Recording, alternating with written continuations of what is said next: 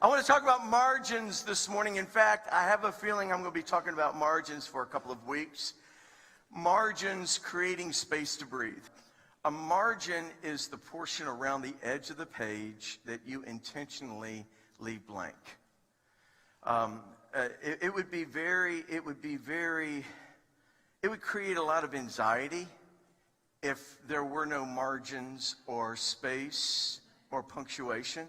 We understand that when it comes to printing books and so forth, but the truth of the matter is, in our culture is teaching us more and more to ignore margins. And the truth is, if you spend more money than you make, you have no financial margin. If you're filling your schedule from early morning to late at night, you have no time margins. If you're surrounding yourself with needy people and you're trying to meet their expectations, can I tell you, you have no emotional margins. Can I tell you something? That's not healthy for us. Mark Batterson said this. He said, you need margins to think. You need margins to play. You need margins to laugh. You need margins to dream. You need margins to have impromptu conversations, which oftentimes are the best ones.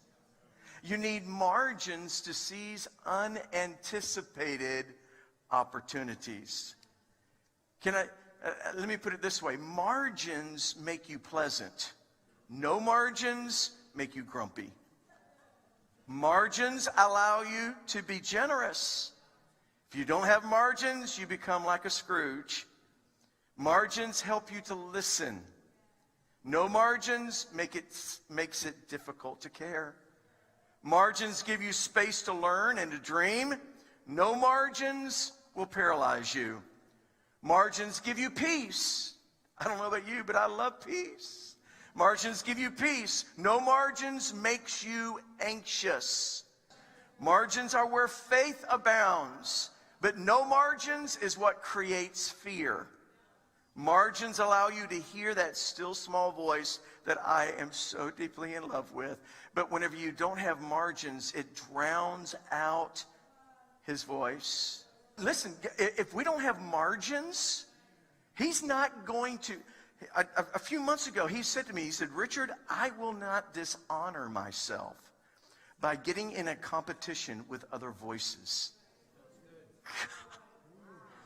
He said, if you want to hear my voice, you have to honor me enough to shut the other ones out. You got to have some margin. It's our responsibility. Let us throw off everything that hinders and the sin. Listen, we're all the time talking about sin, and we need to, right? But can I tell you, we're talking about more than just sin. We're talking about other distractions here. We're talking about things that are removing the margins in our life. We need to deal with those. See, God creates margins in our life so that we now have space to even produce fruit. And when God's cutting on you, it's not always about sin issues. This is not, I'm cutting on you because you're dirty and I got to get sin out of your life. You're already clean, but because he knows that if we will allow him to cut on us, we actually will be more fruitful. Can I remind us, church, that the reason we exist is to bring hope to our city. But here's the problem. The smaller our margins in life, the more difficult it is to bring hope to others.